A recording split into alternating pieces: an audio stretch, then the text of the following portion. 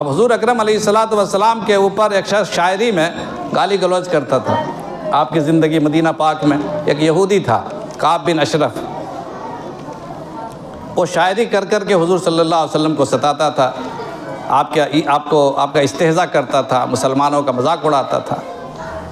حضور اکرم علیہ الصلوۃ والسلام یہ خود فرمایا آپ نے اپنے صحابہ سے کہ مجھے کون کعب بن اشرف کے قتل میں میری مدد کرے گا؟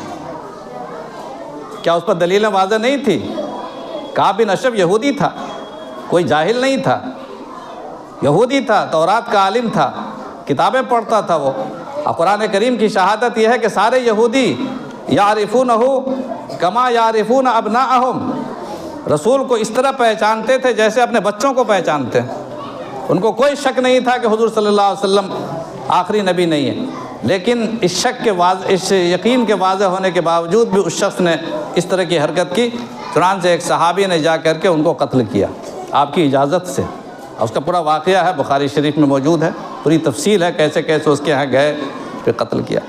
تو سرکار دو عالم صلی اللہ علیہ وسلم کے زمانے میں جو نظیریں ہیں، ان نظیروں سے یہ ظاہر ہوتا ہے کہ اس طرح کے مسائل میں ہمیں مصالحانہ رویہ اختیار کرنے کے بجائے سارے مسلمانوں کو اس کے لیے متحد کرنا چاہیے کہ ایسے تمام دجالوں اور کذابوں کا خاتمہ سختی کے ساتھ کیا جائے۔ قانون کے دائرے میں، جس ملک کا جو قانون ہے اس کے دائرے میں رہتے ہوئے سختی کا معاملہ کیا جائے، تاکہ اپنے آپ کو فتنے سے بھی بچایا جا سکے اور اس خبیث کا بھی خاتمہ کیا جا سکے۔ جہاں پر شک ہو کسی درجے میں، وہاں پر گنجائش ہے سرچ کی اور تحقیق کی۔ اس کی ایک مثال ہے ابن سیاد کی۔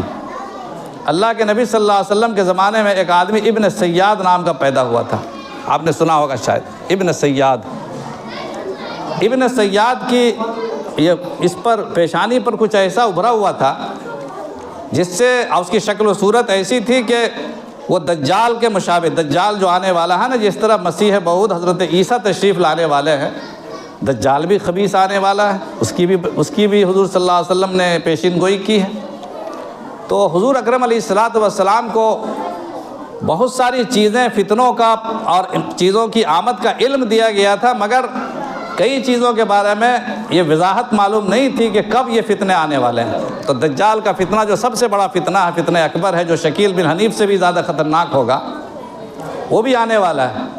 تو حضور اکرم علیہ الصلوۃ والسلام نے ابن سیاد کے بارے میں سنا کہ ابن سیاد کے اوپر خبریں آتی ہیں غیب سے، اور وہ گنگناتا ہے، بھنبھناتا ہے، اور کچھ ایسی باتیں کرتا ہے جس سے وحی کے لیے جو سرکار دو عالم صلی اللہ علیہ وسلم جو کیفیت بیان کی ہے کہ